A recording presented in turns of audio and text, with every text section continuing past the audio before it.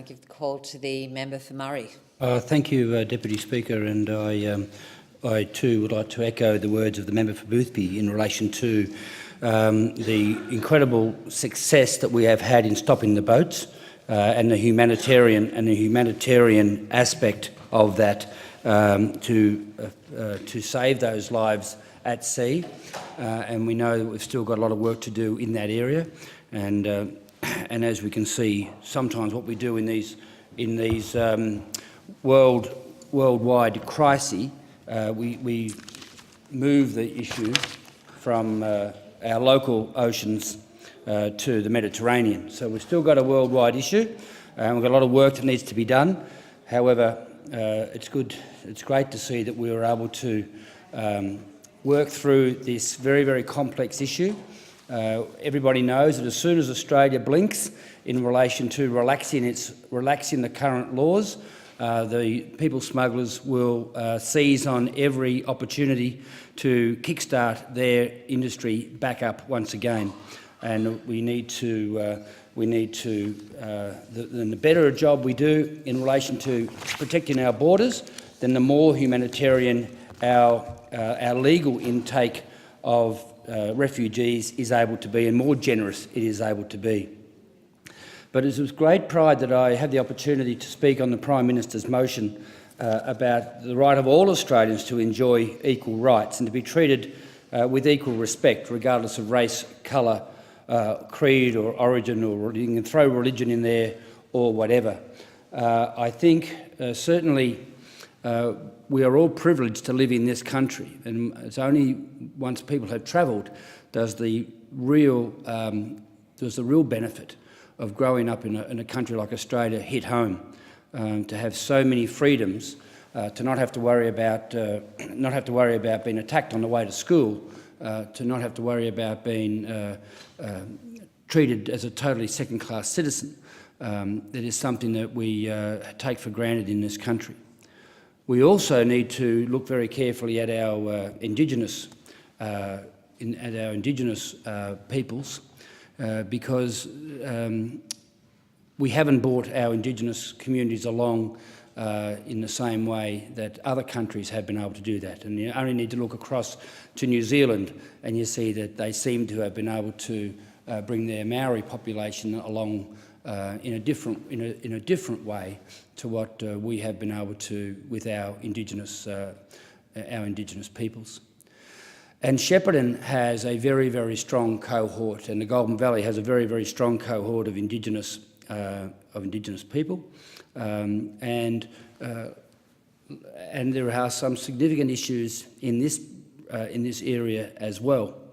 I'm lucky to have very good relationships with Aboriginal community leaders who are able to enunciate a very clear vision for their people, and have done so many very positive, and have created so many positive initiatives within the Golden Valley and certainly within the Shepparton region.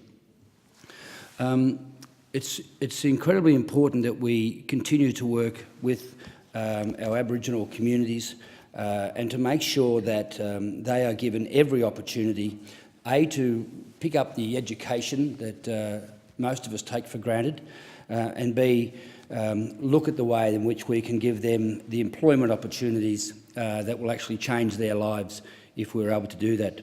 Today I had the great pleasure of hosting my friend Kevin Sheedy, who was up here spruiking the benefits of a country round of football for next year. But Kevin, every time you get Kevin Sheedy on his own, he wants to talk about the Indigenous players that he was able to nurture and teach and encourage, and they were able to, and they repaid him in spades with brilliant football and brilliant careers. However, he certainly was able to increase the profile of the Indigenous Australian within the sport of Australian rules football to the extent where prior to Kevin Sheedy coming in as a coach in the 80s, we might have had 30 to 40 AFL players. Within a short 20 years, we've now had over 350. And they continue to bedazzle all of us as we go through that. But again, that was just one man's passion to bring out the absolute talents.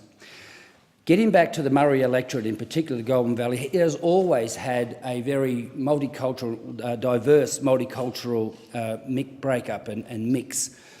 Growing up there as a school child, we had friends from every different European country. It didn't really matter whether they were Greek, Italians, Macedonians, Albanians, but many of these European countries migrated to Australia and directly migrated to Shepparton after the Second World War, and certainly gave Shepparton that very multicultural feel, even before any of us knew what the word multicultural meant.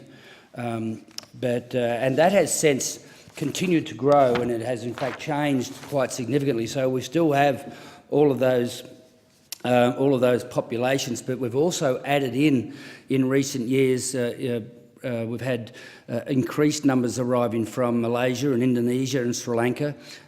Even when the breakup of Yugoslavia, we've had more and more arrivals from these European areas. And in recent years, we've had a range of Arabic-speaking countries, certainly Iraq, and there's a lot of Afghanis that now are trying to find their way in Shepparton.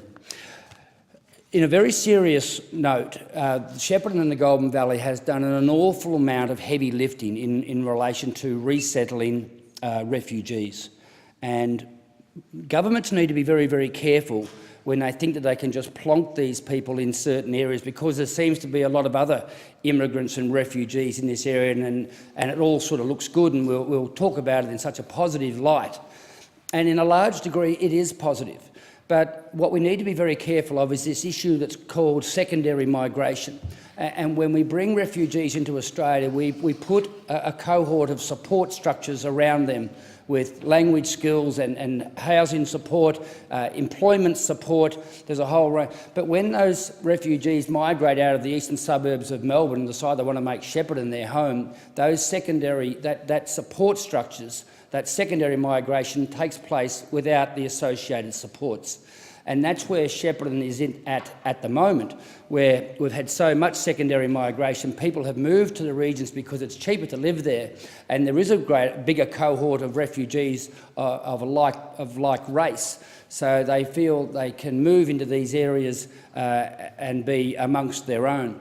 But we need to be very cognizant of the continued need to put the supports around these people. And with that, I like to just push the fact that language is a very serious barrier for enabling people to further assimilate into their whatever community it is that they want to. But it's an incredibly important part of us being able to welcome these people in. These people will not come into our community groups, our community clubs and our community organisations if they don't have the confidence generated by being able to speak the language. I also need to mention, when you're talking about being a great country that we are in relation to this, but we also need to be aware of, whilst I'm incredibly proud of this government's achievements with our borders, we need to be mindful of the damage that is done to the individuals after prolonged periods in refugee camps, both overseas and offshore detention. And that is that when we bring these people in and we are able to resettle them here, there is still significant issues and support that they need because of their separation from their family, the uncertainty about bridging visas and the uncertainty around temporary protection visas. And I think, whilst I'm incredibly proud of our record and what we have done and what we have achieved, I am also incredibly aware that there's a real cost of dealing with this problem, and in that simply means that we have to be very honest about all the associated issues when it comes to our refugees being resettled here. Again, the Goulburn Valley is an amazingly multicultural environment. It is a beautiful place for food. We have beautiful people from beautiful parts of the world making this beautiful food, and it is a real awakener when people come into Shepparton wouldn't realise that we have all of these amazing cultures and these amazing opportunities for greater understanding. But we've got a lot of work to do and we need a lot of support, and I'm looking forward to the Migration Committee's work under Jason Wood, where we are conducting an inquiry into resettlement, and I want to just reaffirm the Prime Minister's motion to the